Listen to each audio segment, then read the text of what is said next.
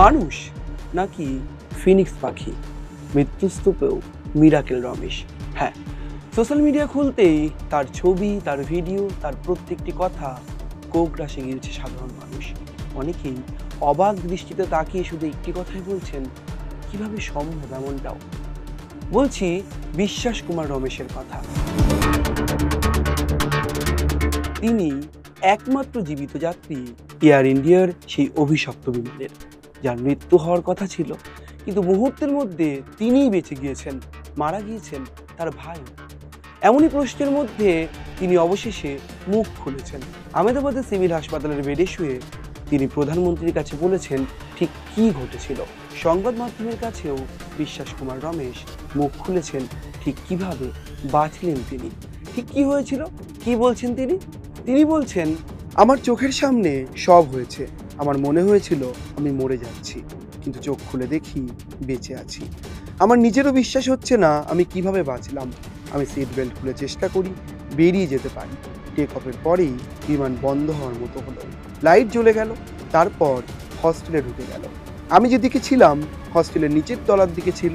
আমি চেষ্টা করি বাইরে আসার জন্য, আমার চোখের সামনেই সবাই মরে গেল। আমার বাম হাত একটু জ্বলে গিয়েছে, হেঁটে বেরিয়েছি। দূরদর্শনের সাংবাদিকের কাছে এমনই বলছেন বিশ্বাস কুমার রমেশ। কিন্তু সবটাই কি অলৌকিক নাকি সত্যি? রমেশ জীবনেও ছড়িয়ে রয়েছে একাধিক প্রশ্ন। এমনই বলছেন সোশ্যাল মিডিয়ার অনেক ব্যবহারকারীরা। কে এই বিশ্বাস কুমার রমেশ? মূলত এই বিশ্বাস কুমার রমেশের পরিবার থাকেন লন্ডনে। বিগত 20 বছর ধরে লন্ডনেই কাজ করেন বিশ্বাস কুমার রমেশ। সম্প্রতি এসেছিলেন পরিবারের সদস্যদের সঙ্গে দেখা করার জন্য। একই বিমানে ছিলেন তার ভাই অজয় কুমার রমেশ, যার এখনো পর্যন্ত খোঁজ পাওয়া যায়নি। আর এই বিশ্বাস কুমার রমেশ বসেছিলেন 11/A উইন্ডো সাইডের একটি সিটে, যেটি ছিল ইমার্জেন্সি এক্সিট। কিন্তু প্রশ্ন উঠছে এখানেই, সত্যিই তিনি সেই সিটে বসার পর মুহূর্তের মধ্যে বিধ্বংসী অগ্নিকাণ্ডের পরেও কিভাবে প্রায় অক্ষত থাকলেন বিশ্বাস কুমার রমেশ? তার কারণ তিনি নিজেই বলছেন তার বাঁ হাতে সামান্য চোট লেগেছে। সিভিল হাসপাতালের চিকিৎসকরা বলছেন তার যে শারীরিক অবস্থা তা অত্যন্ত সংকটজনক নয়। তাহলে প্রায় 240-এর বেশি যাত্রীর মৃত্যুর পর কেবিন ক্রু, পাইলট প্রত্যেকে নিমেষে পুড়ে ছারখার হয়ে যাওয়ার পরেও বিশ্বাস কুমার রমেশ অলৌকিকভাবে বেঁচে গেলেন। অনেকেই বলছেন ঈশ্বরের দান, রাখে হরি মারিকে। কিন্তু সর্বত্র কি হরিই বাঁচিয়ে দেয় আমাদের, নাকি এর মধ্যেও রয়েছে কোনো ধোঁয়াশা? রমেশ বলছেন সেই মুহূর্তে তিনিও ভেবেছিলেন চোখ বন্ধ করে হয়তো তারও মৃত্যু হয়েছে, কিন্তু মাত্র কয়েক সেকেন্ডের একটি বিষয়, তার মধ্যেই এত কিছু ঘটে গেল। আমরা প্রশ্ন তুলছি না, প্রশ্ন তুলছে তথ্য। দাবি করা হচ্ছে মাত্র 59 সেকেন্ডের মধ্যেই এই প্লেনটি, অর্থাৎ এই অভিশপ্ত বিমানটি ধ্বংসের মুখোমুখি হয়। রানওয়ে ছাড়ার পর খানিকটা দূরে যাওয়ার পরেই একেবারে আগুন জ্বলে যায় বিমানে। বিজে মেডিকেল কলেজের হস্টেলের উপরে ভেঙে পড়ে বিমানটি। মাত্র এই কয়েকটি সেকেন্ড, যেখানে মেডে মেডে বলে চিৎকার করছিলেন পাইলট, বিপদ সংকেত আসছিল, প্লেন ধ্বংসের মুখোমুখি হচ্ছে, এমনটা প্রায় সকলেই বুঝে গিয়েছিলেন।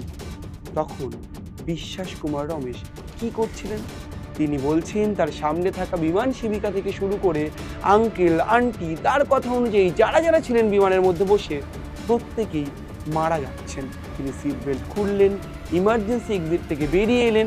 সবচেয়ে আশ্চর্যের যে বিষয়টি, হস্টেল চত্বর থেকে তিনি হেঁটে বেরিয়ে আসছেন এবং তারপরই তাকে অ্যাম্বুলেন্সে করে উদ্ধার করে সিভিল হাসপাতালে নিয়ে যাওয়া হচ্ছে। তিনি হাঁটছেন, তিনি প্রত্যেক মুহূর্তে কথাও বলছেন। তথ্য প্রমাণ, তদন্তের গতি প্রকৃতি সমস্ত কিছুই স্পষ্ট করবে আর কয়েক ঘন্টা অথবা কয়েকদিনের মধ্যেই।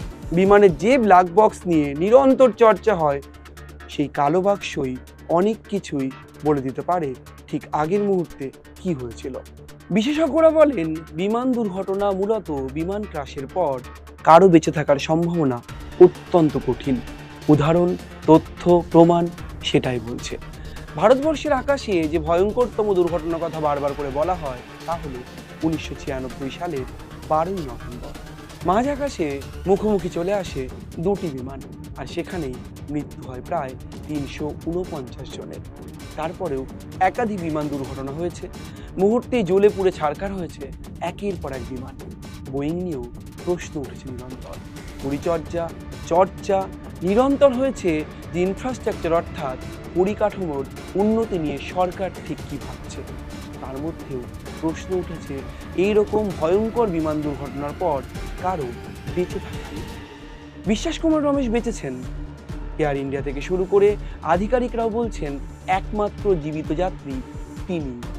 তার মৃত্যুর মধ্যে অলৌকিকতা, সত্যি, মিথ্যা, নানান রকম দ্বন্দ্ব, প্রশ্ন সবটাই ঈশ্বরের দান, এমনটা নিয়েও যেমন সোশ্যাল মিডিয়া উত্তাল, তেমনি রাখে হরি মারেকের যে ন্যারেটিভ তৈরি হয়েছে তার মধ্যেও কিন্তু এই প্রশ্ন খতিয়ে দেখা দরকার, তিনি যদিই বা বেঁচে থাকেন তাহলে শেষ মুহূর্তে আসলে তিনি ঠিক কী দেখলেন, ওই কয়েক সেকেন্ডের মধ্যেই তিনি এভাবে প্রায় অক্ষত অবস্থায় কিভাবে বেরিয়ে এলেন বিমান থেকে।